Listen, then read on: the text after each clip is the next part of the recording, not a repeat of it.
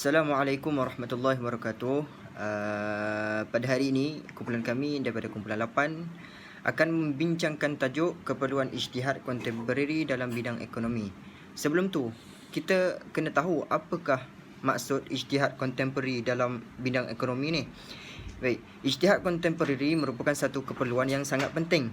Pelbagai kegiatan ekonomi dan peristiwa-peristiwa baru memerlukan kepada penyelesaian yang sesuai menurut syarak. Keperluan kepada penetapan hukum bagi menjawab persoalan semasa dalam masyarakat Islam hari ini sangat mendesak. Dalam dunia moden dengan segala kemajuannya, baik dari segi ekonomi, hampir semua perkara dalam kehidupan moden sekarang ini telah berubah. Oleh yang demikian, ijtihad kontemporari adalah amat diperlukan bagi menjawab segala persoalan hukum yang berlaku masa kini. Persoalannya, sejauh manakah kepentingan ijtihad kontemporari dalam bidang ekonomi? Dalam video seterusnya, kumpulan kami akan membincangkan bagaimana penyelesaian masalah yang dihadapi pada masa kini. Wabillahi taufiq wal hidayah.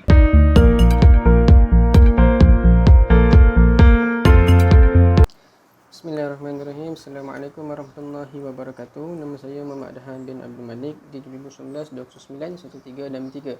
Okey, baiklah, saya akan teruskan pembentangan yang bertajuk Multi Level Marketing MLM dan Sistem Piramid atau Money Game. Okey, yang pertama pengenalan bagi tajuk ini adalah kalau kita lihat dunia sekarang era globalisasi, yang mana dunia tersepadan disebabkan perkembangan teknologi dalam sektor ekonomi dan adanya pelbagai platform seperti Shopee, Lazada, Mudah.my, dan peniaga-peniaga mempromosikan barang mereka di laman sosial. Dan kita perlu lihatlah sama ada perniagaan itu menepati syarat syariat Islam dan perlunya ada ijtihad ekonomi. Okey, seterusnya forex. Untuk menjadi forex, untuk berniaga secara forex ni kita perlu mendaftar sebagai ahli, kemudian melihat graf naik turun wang dunia, memasukkan wang sebagai modal peleburan. Dan contoh, kalau kita beli 1 USD berharga RM4, kemudian kita kena lihat 1 USD itu nilai RM1 kita lebih mahal, kita boleh jual USD itu dan mendapat untung sebanyak 60 sen, contoh.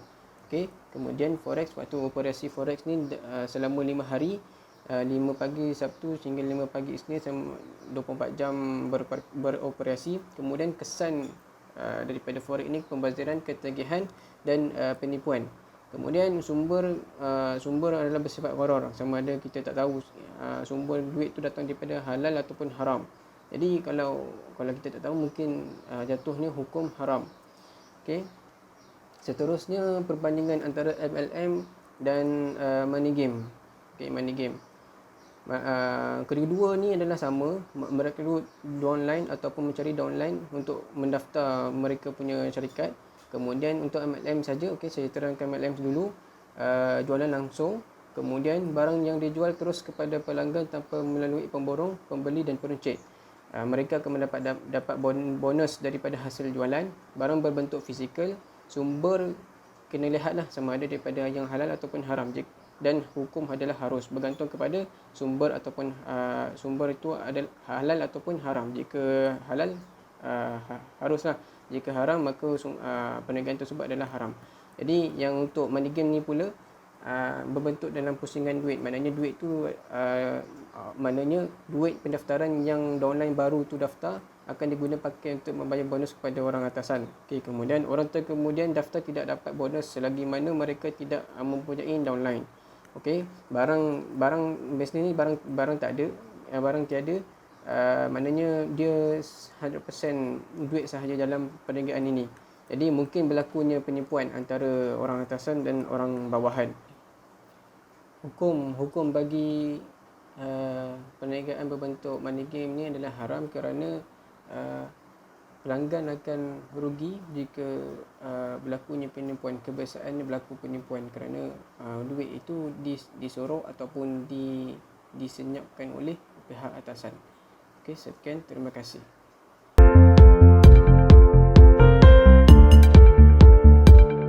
Okay, bismillahirrahmanirrahim. Assalamualaikum warahmatullahi taala wabarakatuh.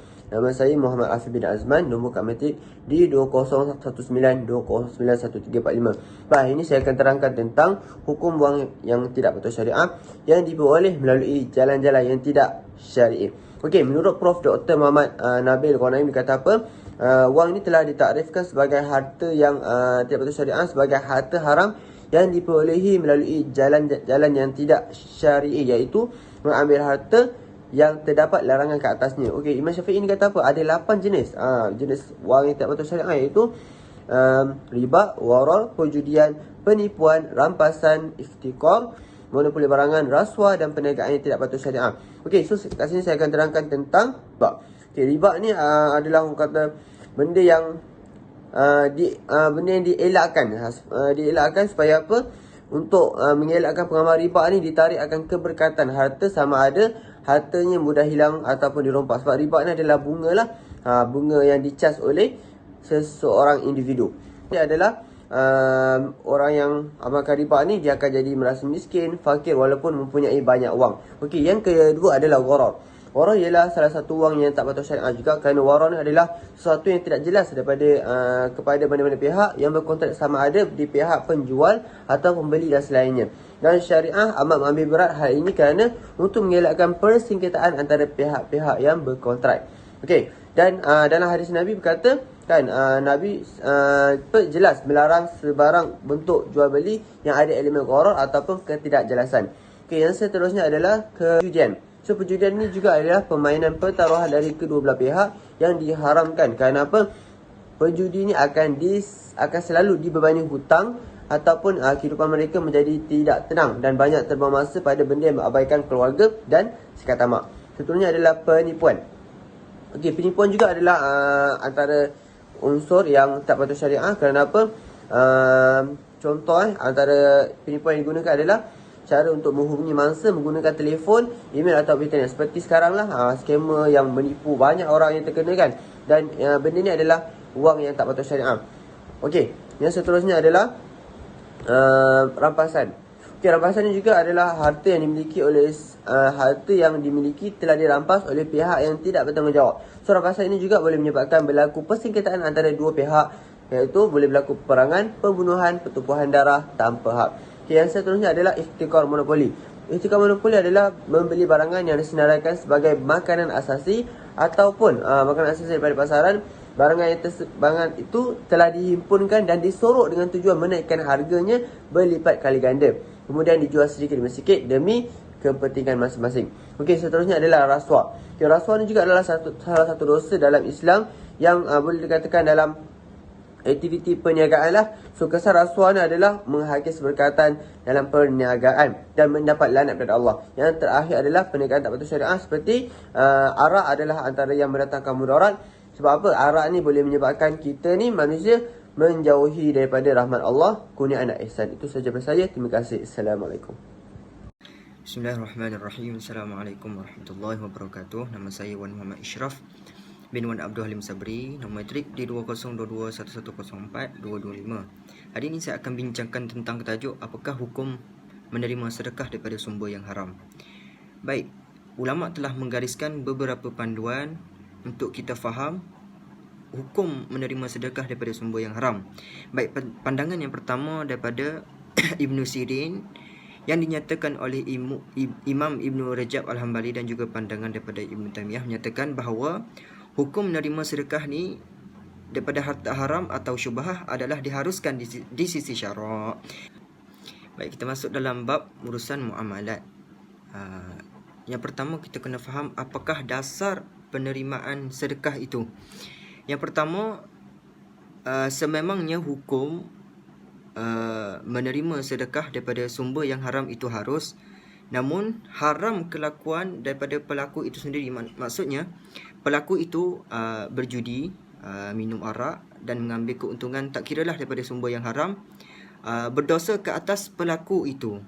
Namun hukum menerima sedekah itu halal dan dibolehkan di sisi syarak. Kita tengok dalil daripada Al-Quran, surah Al-An'am. Allah mengatakan ayat 146 yang ditafsirkan oleh Ibnu Katsir, menyatakan bahawa seseorang itu tidak akan menanggung dosa seseorang yang lain. Perbuatan judi ataupun perbuatan yang haram lah selain daripada judi, arak dan sebagainya, dosa tu tidak ditanggung oleh orang yang menerima sedekah itu. Okey. Baik, saya bagi satu contoh. Sekarang ni kan kita tahu semua orang main forex kan. Orang tahu forex ni membawa keuntungan yang sangat banyak dan kerja pun sangat mudah, tak perlu guna tenaga dan sebagainya. Contoh kita tahu forex tu haram. Duit forex tu haram. Tapi apabila seorang tu dia main forex, namun dia nak sedekah keuntungan hasil daripada forex itu kepada seseorang yang lain. Maksudnya duit forex tu yang dia sedekah tu halal, namun kerja yang dia lakukan bermain forex itu haram. Namun sedekah itu halal di sisi syarak dan dibolehkan dalam Islam. Secara kesimpulannya, kita tahu hukum yang telah dibincangkan sebentar tadi adalah hukum menerima sedekah daripada sumber yang haram, tak kira lah judi, main judi ataupun main nombor ekor, hasil penjualan arak dan sebagainya adalah diharuskan di sisi syarak. Namun kita kena tahu perbuatan itu haram dan berdosa ke atas pelakunya. So salah satu cara untuk kita menyucikan dirilah, menyucikan harta kita dengan bersedekah. Bukan itu sahaja, kita perlu bertaubat kepada Allah Subhanahu wa taala supaya dosa yang kita lakukan, perbuatan haram yang kita lakukan itu diampunkan oleh Allah Subhanahu wa taala. Sekian daripada saya.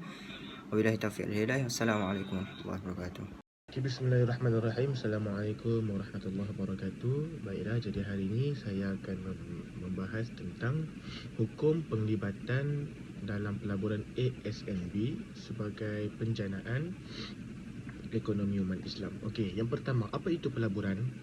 Di dalam Islam, sesuatu pelaburan itu menjadi hukum harus apabila ianya menepati syariat Islam dan tidak menghalalkan unsur riba serta tidak melibatkan sesuatu yang haram.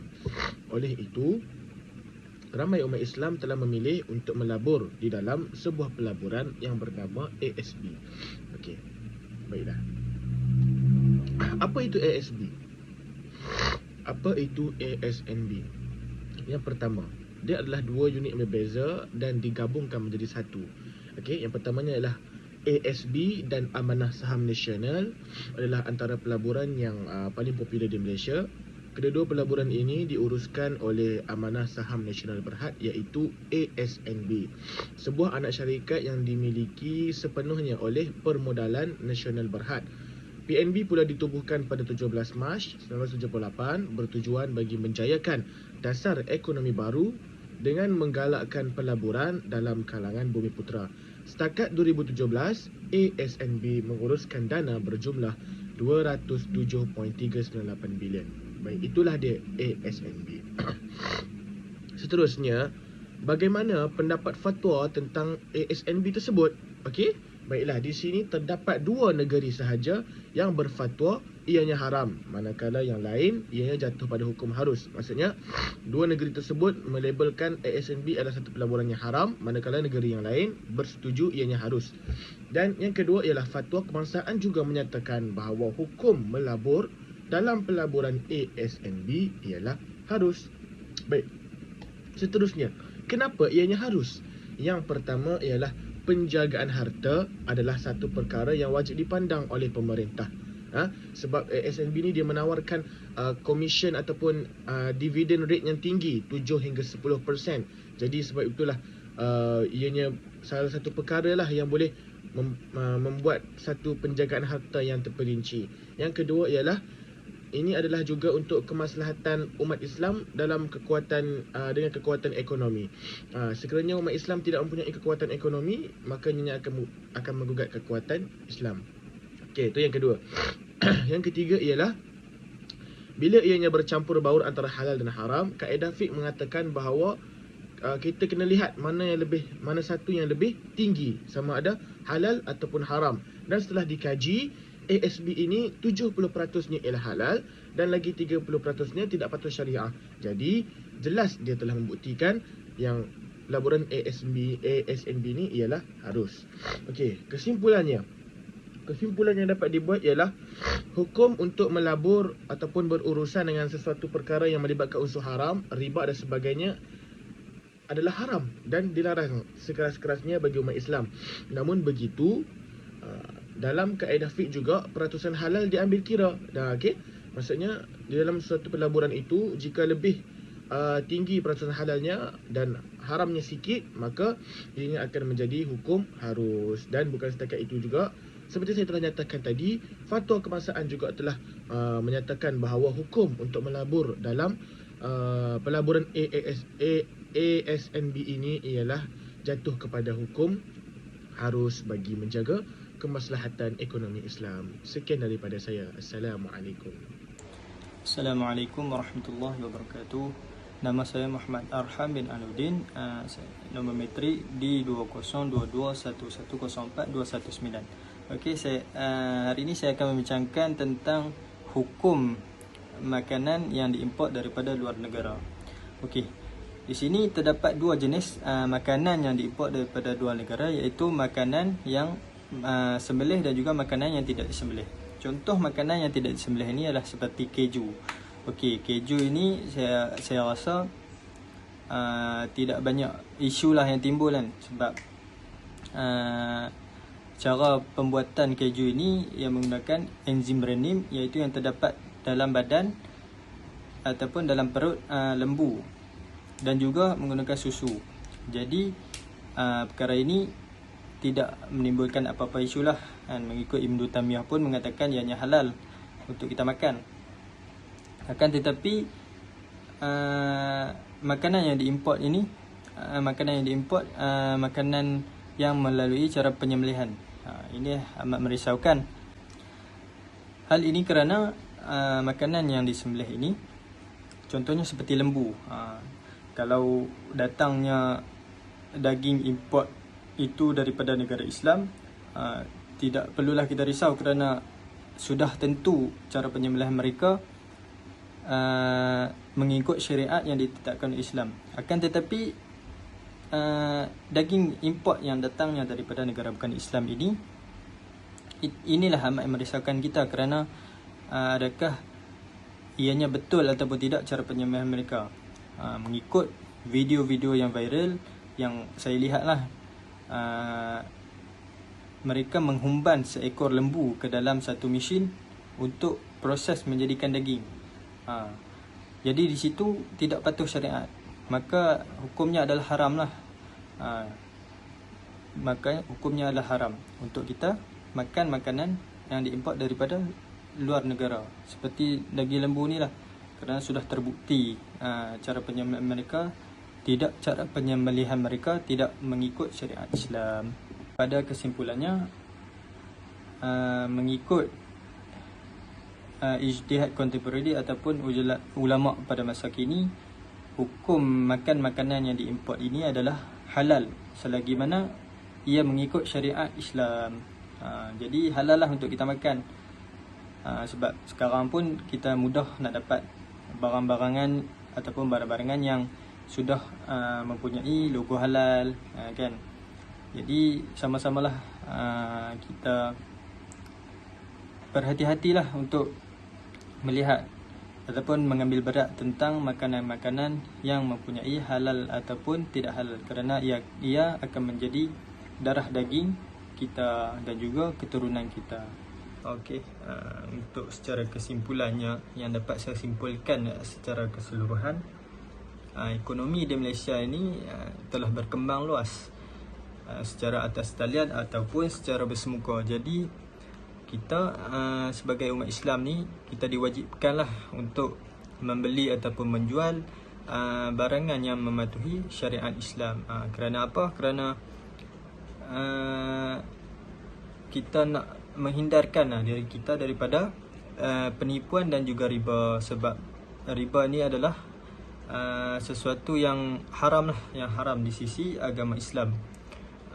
Selain itu, kita hendaklah berwaspada berwaspada pada perniagaan seperti MLM dan juga money change. Sebab kita tak tahu sama ada ianya menggunakan unsur judi, perjudian ataupun tiada unsur judi. Jadi kita hendaklah berwaspadalah, kita kena cek betul-betul sebelum kita join apa-apa jenis perniagaan. Okey, yang seterusnya ialah orang yang menggunakan harta daripada sumber rezeki yang haram seperti penjualan arak, judi, riba dan sebagainya lah. Ianya adalah haram di sisi syarak. Dan ini telah dinyatakan jelas di dalam Al-Quran dan hadis. Oleh itu dengan menginfakkan harta daripada sumber yang haram ini adalah satu kewajipan kepada pemilik harta tersebut. Sebab apa? Sebab ianya nak menyucikan kembali harta tersebut. Tetapi perlu disertakan dengan taubat nasuha kepada Allah. Akan tetapi orang yang menerima sedekah ataupun orang yang menerima hadiah daripada sumber yang haram ataupun syubhah adalah diharuskan dalam syarak. Tetapi perlu berasaskan jual beli, bayaran hutang, hadiah dan sebagainya. Oleh itu ijtihad contemporary ini adalah sangat penting dan perlu dilaksanakan di dalam sektor ekonomi.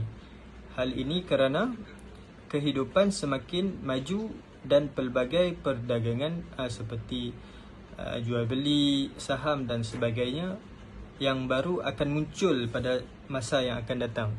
Oleh itu dengan adanya ijtihad contemporary ini akan menjadikan kemaslahatan ekonomi umat Islam khususnya di Malaysia akan terjamin dan terselamat daripada unsur-unsur seperti haram, syubhah, gharar dan sebagainya. Oleh itu sama-samalah kita berhati-hati dan juga mengambil berat tentang isu semasa ataupun keadaan semasa di negara kita agar kita terhindar daripada perkara-perkara yang berusulkan haram lah.